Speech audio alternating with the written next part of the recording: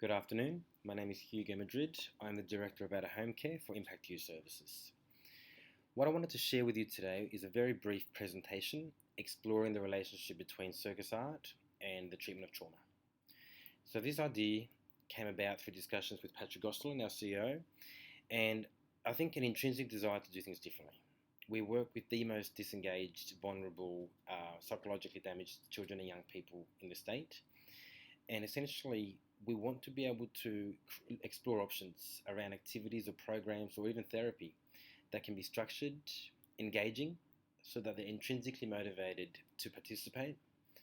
We want it to be challenging so that they're learning something new, but at the same time it needs to be balanced out by something that is nurturing.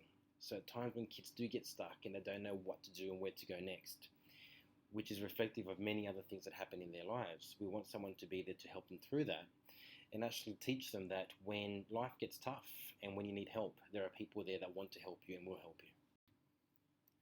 So the objective of this presentation is we want to explore what do we know as a sector about circus art. Does it or can circus art have a place in trauma treatment? If yes, what would that look like? And if not, why not? And how could we introduce circus art into the lives of our children and young people in residential care? After doing a very brief literature review and seeing what resources are available online, I was able to come across holistic circus therapy. Now, holistic circus therapy combines occupational therapy with circus arts. Occupational therapy helps children achieve their developmental milestones, such as fine motor skills and hand-eye coordination.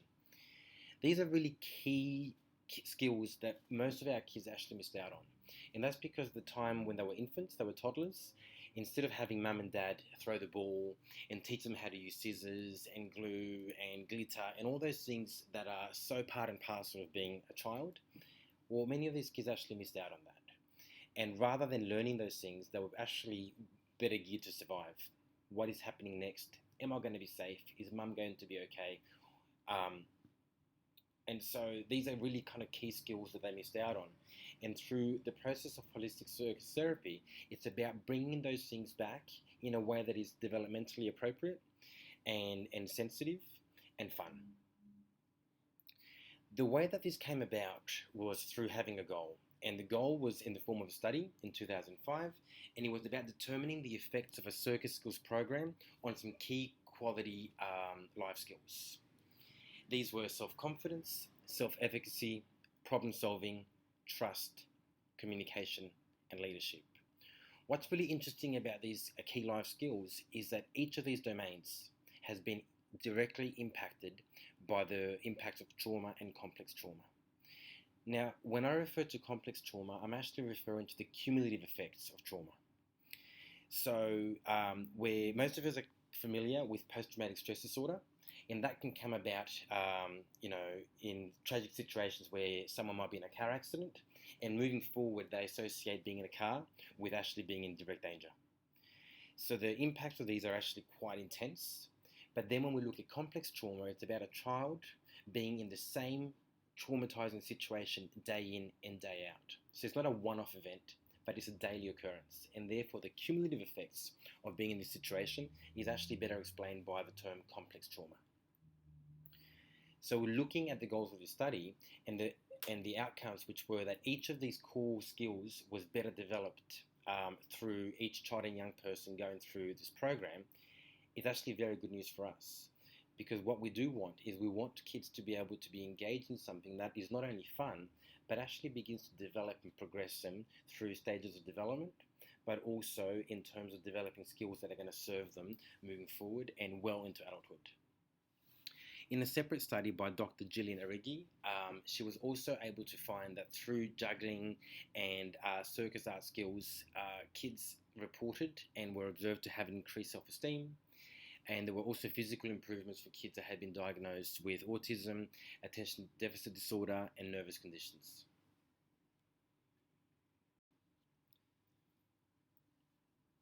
A separate article talks about the benefits of juggling. So in a particular school in Missouri, they introduced juggling as an alternative for your typical sports that kids were playing in the US, and they brought in juggling. Now, discussions in the teachers' lounge and so forth began to talk about the observation that kids were having improved academic skills, those that were involved in the juggling skills. When they broke that down a little bit more and unpacked it, they were able to see that they had improved coordination, their ability to concentrate had improved, it had enhanced hand and eye coordination, and as a consequence, it built self-confidence, that sense of competence. One of the quotes from the school principal, Debbie Curtis, was, "They don't just perform better, they have a desire to perform better." I know from being in residential care for a really long time now that what we're always striving for is for kids to be intrinsically motivated to engage in an activity, rather than extrinsically where we're bringing in rewards. A typical example of this is, if you go to school today, on the way home we might get McDonald's, or we might get that movie that you want, and so forth. So therefore, the activity is not the reward, but the reward that comes after is the reward.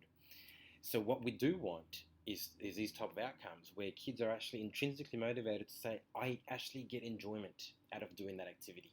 I like the way that feels, and I like the way that I'm developing and learning. The academic benefits that were also reported was kids having a better ability to track objects with their eyes, which improved their ability to read, but also in mathematics and science, their ability to put objects in logical order. So even though this activity was so far removed from what they would normally do in a classroom, the benefits actually came into the classroom and then onwards. When we're talking about trauma, you can't help but talk about the brain, because trauma impacts the brain directly.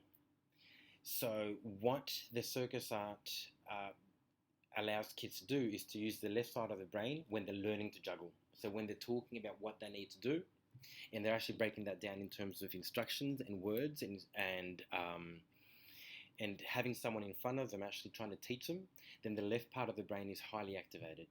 But when the activity in itself comes into play through juggling, so the doing, that's when the right side of the brain is invited to also take place. So to have an activity or a whole bunch of activities that integrate the left brain and the right brain to be able to work together, that in itself is a really successful outcome. We want in our profession to be able to activate the brain, so that the brain is able to create neural pathways that weren't there before, and therefore access different types of information, different types of skills, and to be able to process information differently.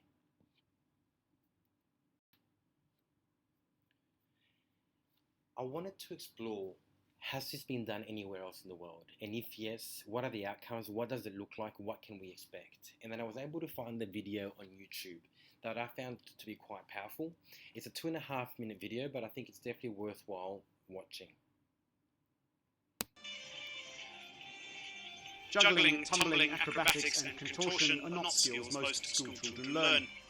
But for some of the 1,000 underprivileged kids at the Far Ponlo Selpak School, or PBS, these are as much a part of the curriculum as mathematics and languages.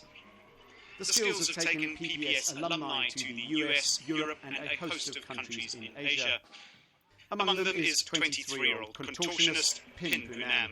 At 7 years old and with a violent alcoholic father, Punam picked up trash for recycling to earn money for food. At 13, she joined the school's circus program. And the school helped me to change my life. That from the poor kid, from the little girl who was working in the town, who was a trafficker to become an artist. And then with this skill, I traveled to the world. The troupe to which Punam belongs is called Far Cambodian Circus. It was one of several appearing at an international circus festival in Phnom Penh this month. Chief Executive Phut Dara says Far's performances help sustain a school with a unique mission.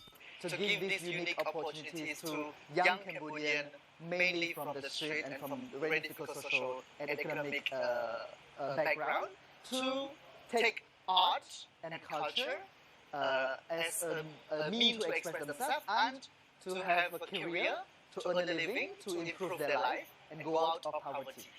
One of Far's shows draws on the suffering under the Khmer Rouge. Pin Punam plays the lead in a tale about the school's founding by Cambodian survivors who had found comfort in the arts while living in refugee camps. There is also a mix of comedy and sharp skills. But Poonam's days as a contortionist will soon end. She wants to dance and study arts and communications. Her big dream is to enter politics, though her friends say that's a crazy ambition. Because I want people to know that girl have a dream and she will go to her dream. Even it's hard, but keep hope. Until then, she'll keep performing with her talented colleagues, combining their skills with just enough near misses to keep audiences on their toes. Robert Carmichael for VOA News, Phnom Penh.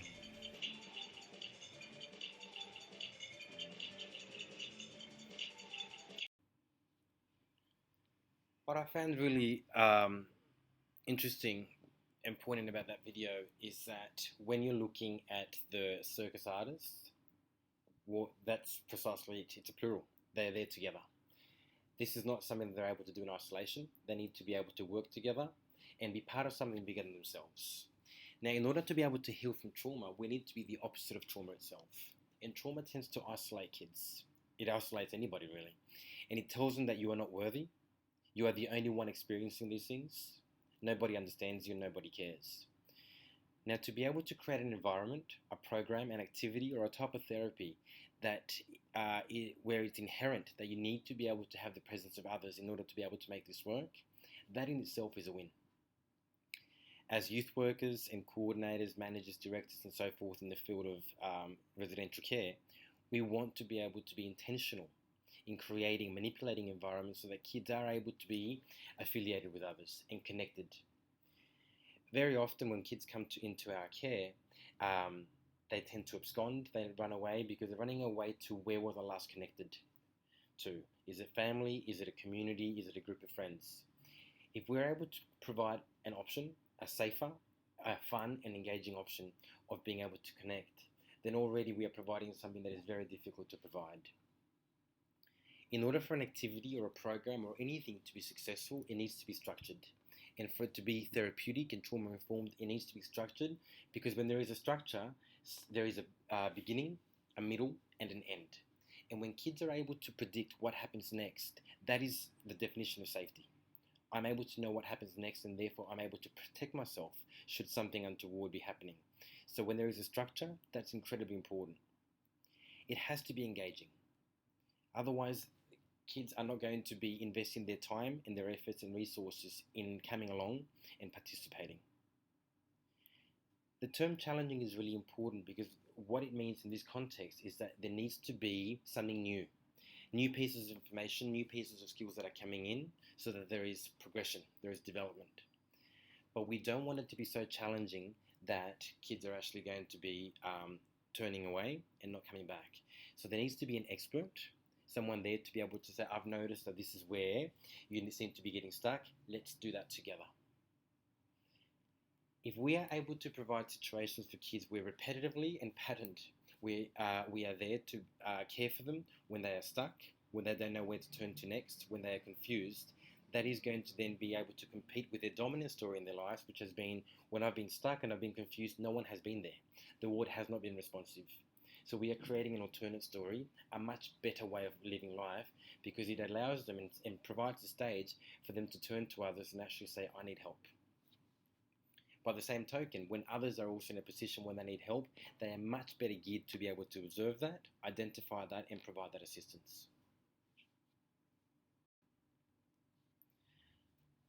When I was looking at that video about the circus art in Cambodia, I was reminded about a story that I was told some time ago in a really brilliant training that I did through Lighthouse Foundation. And it was about some work that was done in Ireland. In a particular school in Ireland, there were kids that had been through some really horrific sexual abuse. So whenever a teacher, particularly a male teacher, was to even get close to some kids, their natural reaction, their survival reaction was to flinch. It's almost as if I'm expecting you to hit me or to sexually assault me. So there was a question around how do we begin to reintroduce touch in a way that is not linked, associated to harm, but instead to joy and to generosity and to kindness and to sharing. At the same time, a really popular movie came out called Pitch Perfect, and the Cup song was actually really very popular. So they started doing the Cup song with this particular group of children, and young people. And then it was so successful that they thought, you know what, let's get teachers involved, let's get other students involved, and let's actually create this, make something bigger than what was intended to be. Let's create a common purpose by which we're all learning the same song and learning the same actions, and let's do something together, creating a better sense of belonging. So I'm going to play this video and let's see how we go.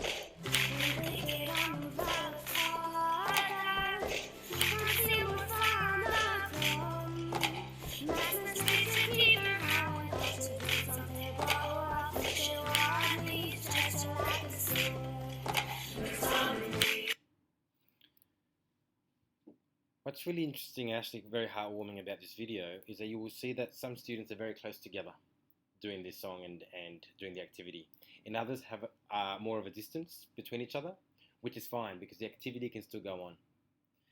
But if we actually then backtrack to the point where these kids had to be taught how to use the cups and how to then play along with the music and so forth, it required a degree of touching. And you can either start by then touching the cup and then using that as a guide. But then as time goes on, you're able to then use hand on hand when kids are actually able to deal with that and understand it for what it is, which is this is part of the activity and there is nothing harmful about this. So it's gradual. It's a really way of desensitizing kids who have been subject to some really horrific physical and or sexual abuse. What you also notice is that, once again, these are a group of people coming together. There is a common purpose, there is a sense of belonging. Any activity, any program, anything that we can do that can bring people together, kids together, to be able to share something that is useful, something that is healthy, something that is generous, rather than them not having that option and then having to relate and connect on different levels, it's a win for us. Once again, this activity is structured, it's engaging, it's challenging, and it's also nurturing. It creates a potential to redefine the meaning of touch. And it is patterned and repetitive. And what we do know about trauma is that repetition is the mother of all learning. And if we can create repetitive, consistent pattern responses and expectations, then the brain begins to understand that when this happens, I can expect that this is going to happen next, and that's going to happen next. It's almost like there is a sequence to things. And from their backgrounds, they haven't had that. They haven't known when they're going to be harmed or when they're going to be okay.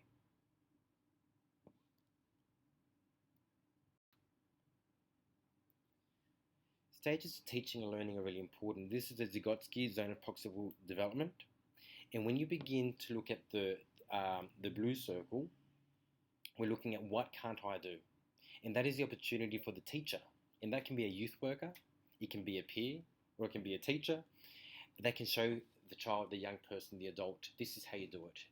So I will show you and you can observe. And that showing might actually be once, 5 times, 10 times, 100 times. It doesn't matter. Because the fact that we're having this interaction together, that in itself is therapeutic.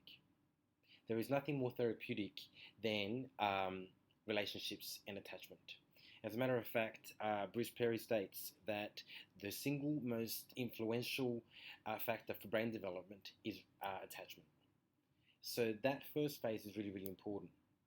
But then when we start moving on to the purple, we're looking at, well, what can I help you with? So what can I do with you? And that is when we're doing things together. So whether we're doing circus artistry or whether we're cooking together, it is something that we're doing together. And then when that skill has been developed enough, then I as a teacher can take a step back and then you can do that on your own.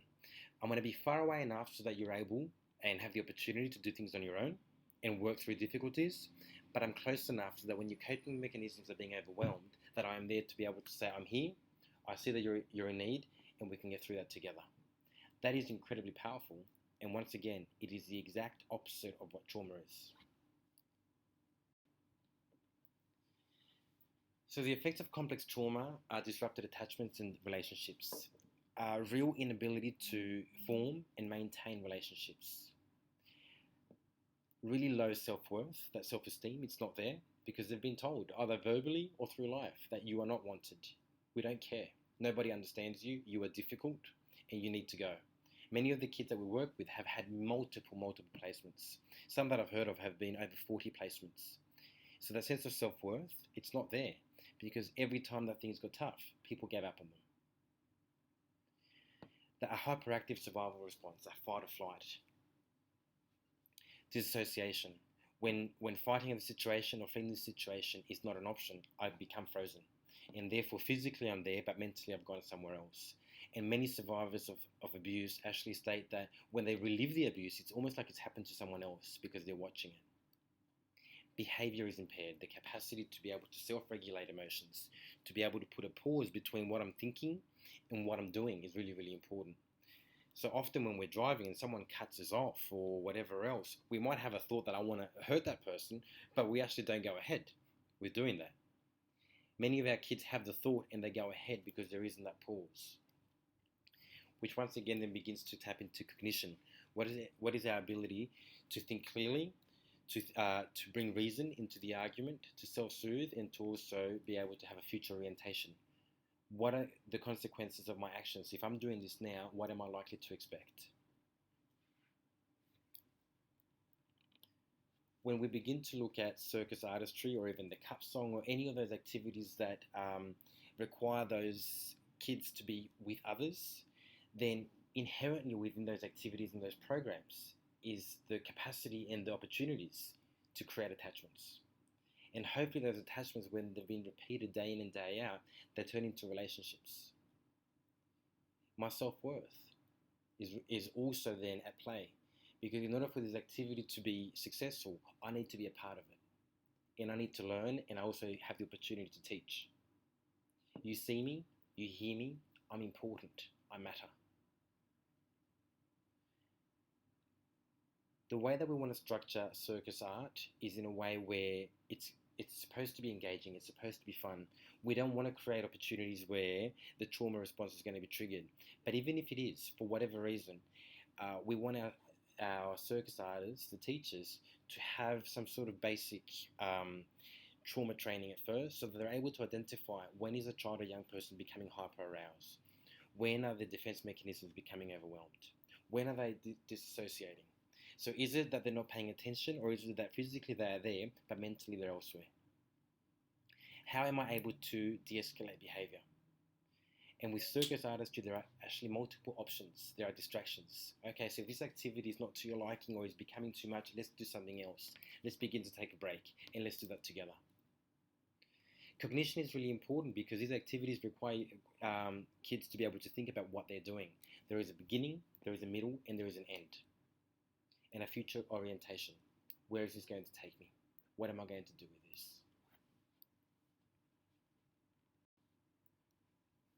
From a packaging perspective, I want to be able to sell this idea, this concept, because it's innovative and it's different. And when we begin to look at Bruce Perry's 6 core strengths, they're for healthy brain development. They're strengths that are referred to by Family and Community Services, but they're understood in New Zealand, in Canada, in the US, and basically anywhere and everywhere where staff are working in residential care, working with kids. It's become the language, an accepted language. So my idea was to actually use that to our advantage. So Bruce Perry's 6 core strengths for healthy brain development are attachment, so that psychological bond between 2 or more human beings, self-regulation, the capacity to self-soothe, to be able to put a pause between a thought and an action, affiliation, which is a capacity to be part of a wider group, tolerance, the capacity to celebrate differences, attunement, the capacity to be able to understand how do my words and my actions impact on others, and respect. Ideally, whoever is going to take part of this program can actually then be assessed as initially and have a baseline. So on a Likert scale of 1 to 7, what is the capacity to form attachments? What is the capacity to maintain attachments? And we can go on and do that with self-regulation, affiliation, and so forth. And if we do that every 3 months, we're able to see whether they are going up, whether the capacities are developing and strengthening. So that's data that a caseworker, a foster carer, a youth worker, a manager wants and needs. Because at any point we want to be able to see how children and young people are progressing in the case plan. What is the capacity to be able to be independent and autonomous? That is crucial data, and I suppose that gives us some really strong domains for us to be able to measure that. And that fits in really beautifully with our clinical framework, ARC+C. ARC+C is basically at the center of anything and everything that we do is attachment. That is the first phase, it's pinnacle. Relationships are at the center. Secondly, we've got regulation. So the capacity to self-soothe and the capacity to be able to have some sense of autonomy and influence over how we behave and what our actions are. That sense of competence that I know, I can, I will, I did, I achieved. And community. From the videos that you saw, every part of the circus artistry involves others. And others that are doing the same thing as you. And that are learning and going through the same process as you, which creates a sense of community, that sense of subculture, which is really important.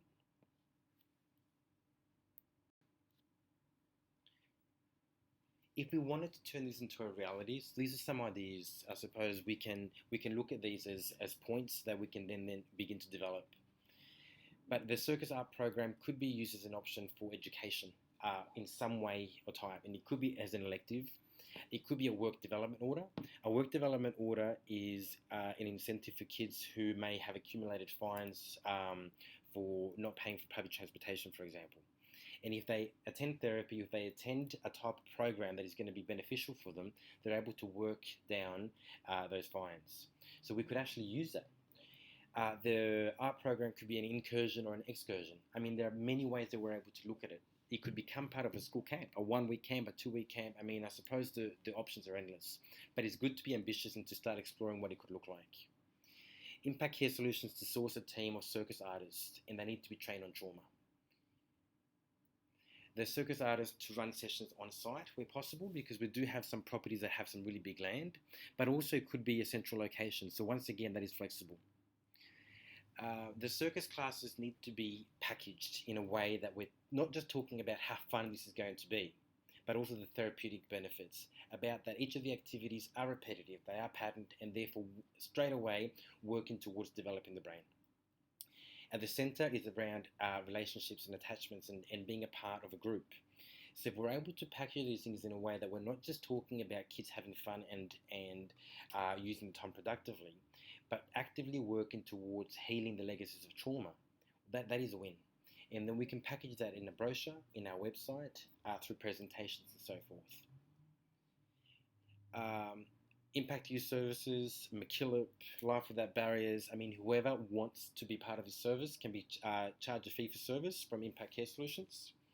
And it could be that we're charging them per term, but if we decide to do like a camp style of art program, circus art program, then we can do it that way also. I suppose once again, the sky's the limit. And ideally, and a dream of mine would be for kids to be at center stage. Too often we attend conferences where there are adults, experts, talking about kids, who in my opinion, they're the expert of their own lives. So to be able to create a stage where they're not just doing circus artistry, but also expressing and telling a story in a way that is not too overwhelming, I think that that's an opportunity that kids are rarely given, and we are in a privileged position to potentially be able to provide that. We've got here a neuroimaging. So on the left-hand side, we've got a normal brain. I suppose by normal, I don't like the term normal, but it talks about a brain that has had responsive, empathic love from primary caregiver. And then the one on the right is one of extreme neglect, the image of a brain of a child that was brought up in a Romanian refuge. Now, up until 1991, we looked at that and we thought, well, it's too late. Once those window periods have closed, there is no going back. We now know that there is neuroplasticity. And if we are able to expose the brain into environments where there are going to be people that genuinely care for you and want a role model and want to teach you things in a way that is safe and that is contained, then we 100% have the opportunity for these kids to be able to develop the brain through stimulation. Neuroplasticity is really well documented by Dr. Judith Herman, Dr. Bessel van der Kolk, and Dr. Bruce Perry. Once again, I really like the zone of proximal development because it reminds us that there are stages to teaching, there are stages to learning, and this is one way that we are able to structure the way that circus artistry could be delivered to our kids. When we look at Maslow's hierarchy of needs, the circus artistry actually begins to tap into a lot of those because physiologically, when kids have had their immediate needs met, which is hunger, thirst, a sense of safety in having a home, then we are also able to then build on that pyramid by providing a safe environment in the circus artistry, but also a sense of love and belonging by being a part of a wider group that have a common interest, developing a sense of competence, which once again develops self-esteem, and self-actualization, creating possibilities for them to be able to develop a or many aspects of what they've learned. Thank you. If you have any questions, you can email me, you can call me, and I suppose this is a discussion that I really want to pursue because there's immense potential here to do something different, something innovative, but at the same time, it is not so out of the box because there are elements of this that are already at practice. It's just about integrating